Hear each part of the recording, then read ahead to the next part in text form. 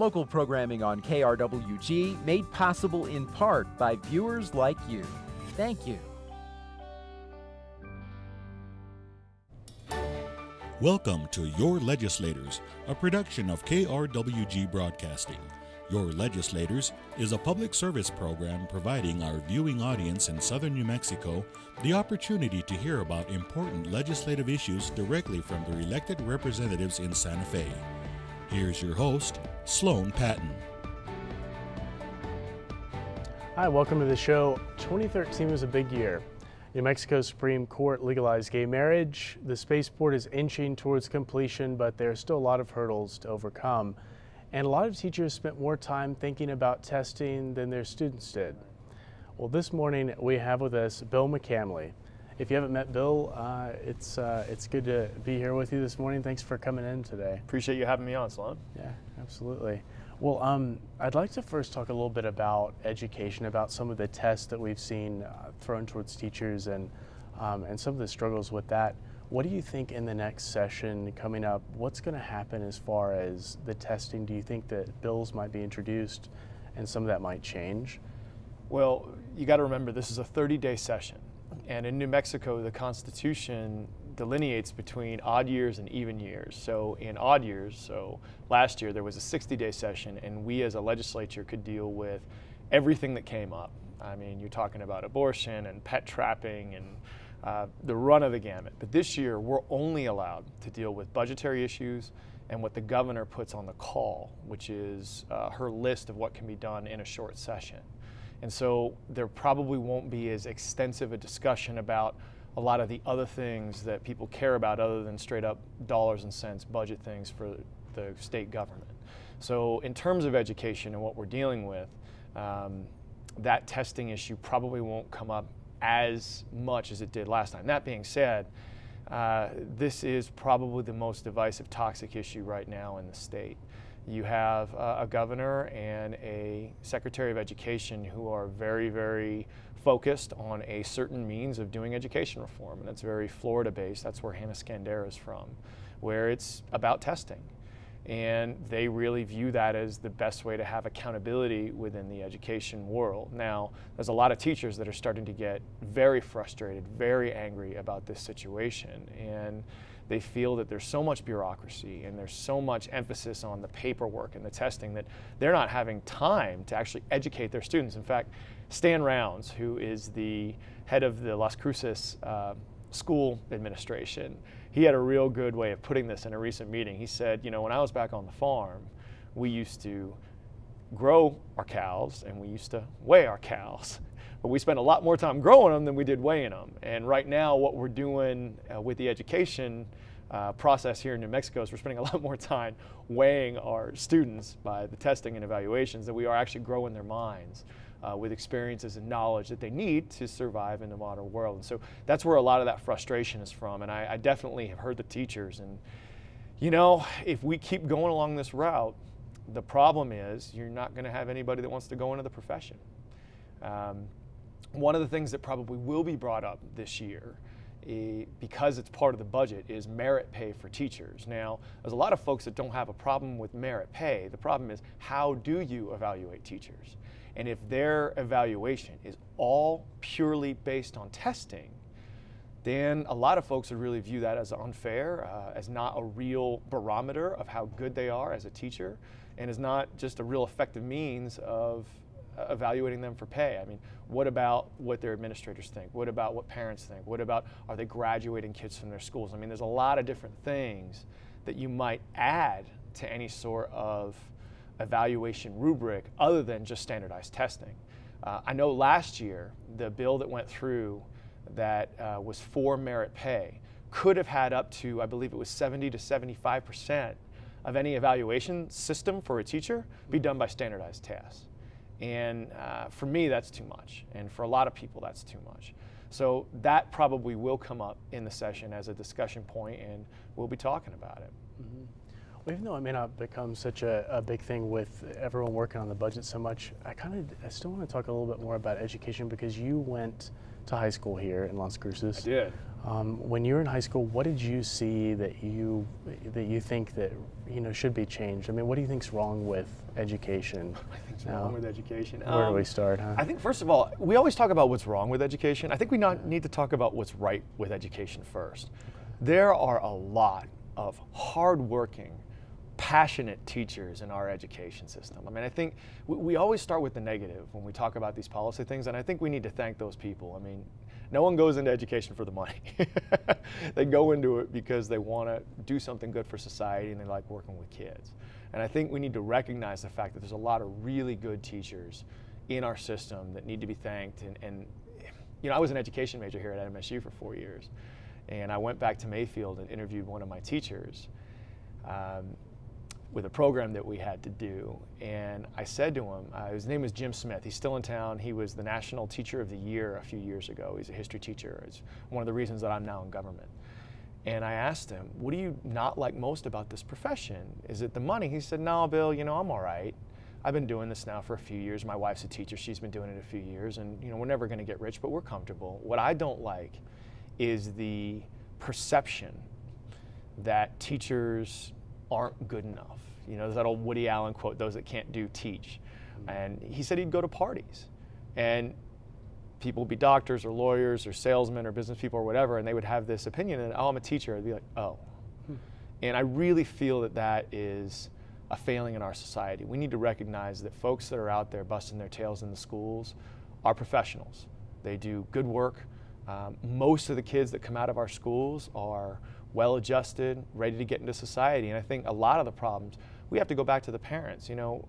There's a lot of teachers that say 20, 30 years ago, they didn't have the amount of problems that they had today because parents took a little bit more responsibility for their kids. And how we balance that responsibility is very important. So I think, number one, we shouldn't just talk about what's wrong, let's talk about what's right. There's a lot of great kids coming out. There's a lot of really good teachers that are doing the best job that they possibly can for not a lot of money, and that are kind of thankless a lot of times in our society. So that's number one. Number two, we always talk about testing, and evaluation is a good thing. Having a test maybe once a year, maybe once every 2 or 3 years, is a decent little barometer for where our kids are at, and I think that that's useful. But there's got to be other ways of working at this. For instance, a lot of other places that do what's called a master teacher program, where teachers that have been around the block a few times, that have proven to be successful, are able to go back into certain schools and help programs, departments get better. And there's actually a few folks that have advocated that in any evaluation program, a master teacher evaluation be part of that, because these are the people that have been around, that know what's going on, that have been successful, and that can probably evaluate others based on their experience. And rather than just having a standardized test which says, okay, here's your answer to A, B, C, and D, you have a little bit more of a nuanced opinion. I told you I was an education major. One of the problems that we learned about in school with testing is sometimes the questions that are come up with by some person far away from you don't really do a good job of evaluating where you're at even geographically. And I'll give you an example. There was a test given in the 80s to third graders in Phoenix, Arizona. And he said, what is an umbrella for? And you got 2 points if you said keeping off the rain. And you got 1 point if you said keeping off the sun. It was given in Phoenix. Not probably the most accurate evaluation of what's going on. That's just a simple example, but that's the problem with just using standardized tests. So, you talk about more nuances of opinion, more support for teachers. I'm really working very hard on STEM education. I really think that, at least along here in the Rio Grande Valley, from Los Alamos National Labs, you get the labs in the university in Albuquerque, you got New Mexico Tech in Socorro, you got the spaceport, you got White Sands Missile Range and Holloman Air Force Base, and some of the tech stuff we have here in Las Cruces. I think that high-tech production type economy is where we can grow more jobs here in the state. We've already got a really good base of that, and we can expand that. The issue for a lot of folks, though, is how do we hire the people that are going to get in those jobs? Most of the people that they do hire come from out of state. There's a real disconnect there between the type of jobs we want to grow, and the kids that are being educated. So I'll give you an example. Last year in Albuquerque, Intel, which is up in that area, they have an agreement where they're supposed to hire a certain amount of employees from New Mexico every year. Well, 3 out of the last 5 years, they haven't hit their targets. But a new target opens up in basically that area. I can't remember the exact numbers, but there were, I think, 700 job openings. No, it was 300 job openings and like 7,000 people that were applying for them. So we had this disconnect with what we're doing. And I really think we need to, for the kids that are interested in the science, the technology, the engineering, the math, as they get into middle school, as they get into high school, we need to really encourage them to continue doing that. Most kids lose their interest in this sort of thing in middle school. You know, every elementary school kid wants to be an astronaut or wants to work on dinosaurs or do whatever. And then around that 6th, 7th grade level, it all becomes about Justin Bieber and football, you know? And there's nothing wrong with those things, but there's this perception of being a nerd that drives a lot of kids socially from those types of academic pursuits, when in all reality, that's where they're gonna get the best jobs. So I think we need to encourage that. Now, I say that to say this. At a committee meeting we had up in Albuquerque, talk about STEM education, we had some teachers come in and some folks from the UNM education department, and they said, look, we need more master teachers. We need more ability for our science teachers to try new things. So if you have a standardized testing procedure where everything is delegated down, standardized, relegated, you're not going to be able to try new things. You're not going to be able to experiment with new programs that might work better for these kids to learn. And there's not a lot of opportunity for hands-on education. You know, you went to school and did science classes. What was the fun part? Launching rockets up, throwing potassium in water and blowing it up. You know, these sorts of things where you can see the effects of what's going on in your natural environment. That's what gets kids to learn and gets them excited, not writing stuff down in a book. So if that's all we're doing, and all we're doing is concretely blasting these kids with these facts that they need to just regurgitate on a test, it's not exciting. They're not going to learn the things that they need to learn in the real life. And it really hurts teachers. So I really think that bringing more nuance in, allowing for more flexibility in what our teachers can try are very, very important things in increasing the ability of our teachers to do well and our kids to learn. Now, like I said, standardized testing can be part of any package that you put in, and accountability is important. You know, there are some teachers out there that probably don't do a good job, and everyone knows them. I'd say the vast majority do, but there are some that don't. And like any system in the country, you know, you got to try to find ways of encouraging those that are doing well and really encouraging those that don't do well. But we've got to be more variable. We've got to include the teachers, and I think it's got to be a system that works. Well, one of those big science projects, so to speak, that a lot of adults around here are excited about is, of course, the spaceport. People, you know, see images of the spaceport and imagine celebrities coming here and going up into space, or you know, hundreds of people coming every year just to see the spaceport and see what it's like to launch something from here and go into space. And a lot of people seem to be hoping and hinging a lot of the future development here on the spaceport. Well, what does it mean if the spaceport does succeed, if everything goes as planned and it works perfectly? I mean, what does it mean for southern New Mexico? Well, it's huge. I've been a supporter of the spaceport since its inception, well, since the first modern inception of it back in 2006, 2007. As a county commissioner, I helped lead the effort to get that local tax passed, which is and still remains very controversial. Yeah. That being said, we've had three main areas of economic activity here in Doña Ana County that we've based our lives upon over the history, and that's been agriculture, White Sands, and New Mexico State. And with more and more folks kind of retiring into town and taking up some of that agricultural land, you're seeing some of that shift over to retirement. And then with the federal government and White Sands and Holloman, who knows what's going to happen there. So in my opinion, it's really important that we try to diversify our economic base. And the spaceport is a good way to do that for a number of reasons. First of all, the geography that we offer here in southern New Mexico for the spaceport is something that is very rare in the world. We have high elevation, we have excellent weather, we have at the spaceport an area of undeveloped land where experimentation can happen in a fairly safe environment. And we have, with White Sands, something that is almost exclusive to around the world, which is an airspace-free environment. No airliners fly over White Sands Missile Range because they do ground-to-air missile testing there. Yeah. So you've got that area right next to White Sands where you can pretty much launch, other than our windy spring area, but you can launch weather-wise almost any time out of the year. And that is a good thing to have. And with the elevation, you know, my uncle he had a PhD and a bunch of grad degrees from MIT, and he told me one time, he said, Bill, every foot of elevation that you get above sea level makes it more efficient because you can have less weight than you need to spend on fuel to get up into space because you're a mile high almost. And we offer all those things, and that's a really good thing. The second thing I really want to talk about is bringing in economic development. You know, Walmart is not economic development. Money that you recycle within your economy and then export back to somewhere else doesn't do anything to really grow the ability for folks to get new jobs. Right. Things like the spaceport, though, what's happening? Money is coming in from out of town, out of our community, and being spent here. And it's currently happening. I mean, there's a lot of people like, it's been a failure, nothing's happened. Well, that's not true. Virgin Galactic, which is the anchor tenant for the spaceport and the group that we hope eventually sends these folks off into space, they have an office here in Las Cruces. They have, I think, 8 to 12 employees. So money is coming in from London and other places that folks are spending here. They're buying homes.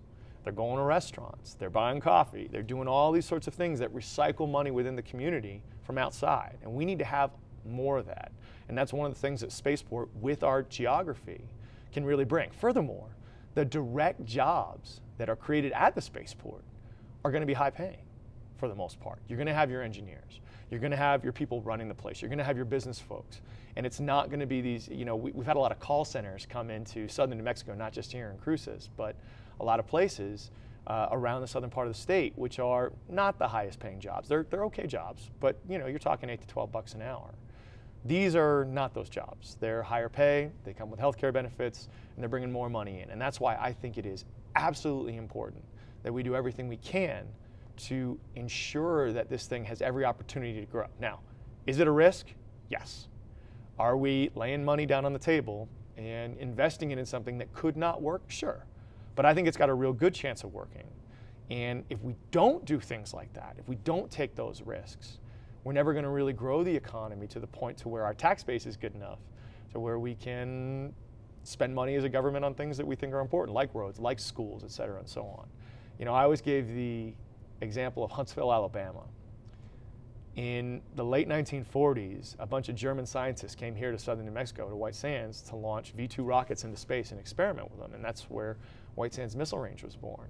Well, a lot of people don't know this, but I'm pretty sure that the first rocket ever launched into, 52, 53 miles above the Earth's surface, which is considered into space, was done here at White Sands. But Huntsville, Alabama said, we want you. Werner von Braun and all the other Germans, and they were willing to entice him to Alabama for a lot of their research. And that happened. And what you saw happen in Huntsville is this growth of the aeronautics industry there. You have a lot of private companies there. You have an Army missile range, much bigger than White Sands there. And their per capita income is in the $50,000 a year. Ours here in Doñana County is in the high 20s a year.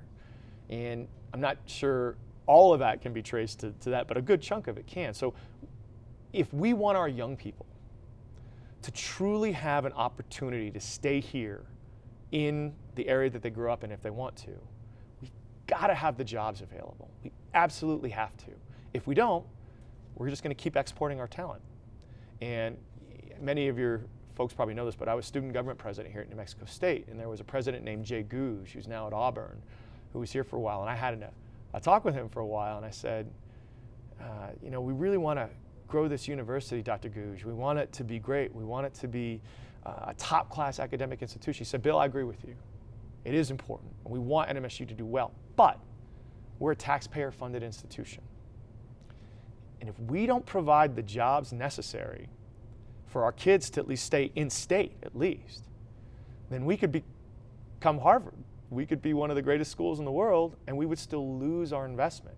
We're basically spending all this money for our kids to then go to Dallas and Denver and Phoenix to find jobs, and that's not a good way to do it. So I really and truly believe that the spaceport is a way to help our economy. And the last thing, it's exciting. I want to inspire our kids. You know, when elementary and middle schoolers saw Neil Armstrong land on the moon, it created this 20-year period where people became scientists and they became engineers because they saw with their own eyes what could happen with human progress if we worked at it. And I believe that this really gives us a local opportunity to inspire our kids, and therefore I really think it's important that it succeed. Well, so of course that begs the other question: what happens if 5 or 10 or 15 launches happen? If Virgin Galactic does open its doors and bring in several celebrities, but then you know, a place like Huntsville or Texas or California says, "Hey, we want you more. We're willing to put in more money. We're willing to build you a spaceport next year, and it'll be twice as big." Or that's going to be really tough to happen because part of the deal was that Virgin signed a long-term lease. They signed a 20-year lease. And you got to remember, this is the first in the world purpose-built spaceport ever. So not only are they going to have to provide a lot of incentives, they can't, somewhere in Texas, they can't grow their elevation. They can't provide an aerospace-free environment that we have with White Sands. They can't make their weather better. So I really think we've got an opportunity to keep them here. We just have to make sure logistically that things get done that we promise. For instance, the Southern Road. The road from just south of Hatch to the spaceport needs to get paved, and we're working on providing funding for that this year to get that going. Mm-hmm. Well, when it comes to once the session starts and everybody starts talking about the budget, how hard is it going to be to convince the rest of the representatives in the Senate to vote in favor of a budget that includes a large chunk or some chunk to the spaceport? Well, I mean, they're asking for, I think, $6 million, which sounds like a lot of money. In the span of the budget, it's not that much. And I know that many of our other local legislators are really behind getting this done. And I know John Arthur Smith from Deming, who also represents parts of Mesilla and here in Las Cruces, is kind of behind this. I know Mary Kay Papin, who's a Senate Pro Tem, is working on that. Plus, you know, many of us in the House of Representatives feel strongly about it. And I think you saw that last year with the deal that got done between the legislators and the governor on a deal providing legal protection for suppliers of the spaceport. That had taken 2 or 3 years to get done, and it did get done. So I think there's momentum going, and there's a facility built, and Virgin, I see their staffers every other week or so. I go to Milagro Coffee House here in Las Cruces a lot, and they show up there, and I'm always asking them, when are you going to launch? When are you going to launch? And they think it's going to be this year. They've done, the way that it works is you have your carrier plane, and then they drop another rocket from under that, and then it goes up into space to try to get it to elevation. And the carrier plane's fine. That's done. They've actually done rocket testing on the large version of the rocket they're going to send up into space. So it's happening. And I think once you see that, once that tangible launch happens, I think momentum will be great. Because let's face it, this thing has gotten more media attention for New Mexico than anything since 1947 and the Roswell aliens. Mm-hmm. So the momentum is going to grow once that actually happens, and we're getting there. And I think that people are going to be excited about it, and they're going to see the economic opportunity for the state as a whole, not just in those jobs, but also, as you said, in tourism. Well, something else that was big in 2013 was that the New Mexico Supreme Court legalized gay marriage. Yes, they did. And well, I'd like to talk a little bit about some of your work and some of the build up to this. I know that I saw you at a lot of those at the county meetings, leading up to it, talking when Lynn Ellens was sort of almost on the stand there. Everyone was waiting to find out what would happen. What, for you, happened to lead up to this event? Well,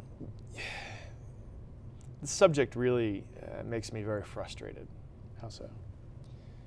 Because we, in our state for the longest time, had legalized discrimination against love.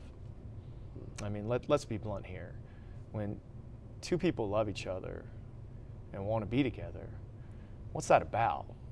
That's about finding someone that you have a connection with, that you want to have a relationship with, that can celebrate the good times with you and help you through the tough times. And that to me is what a marriage is really about at its base level.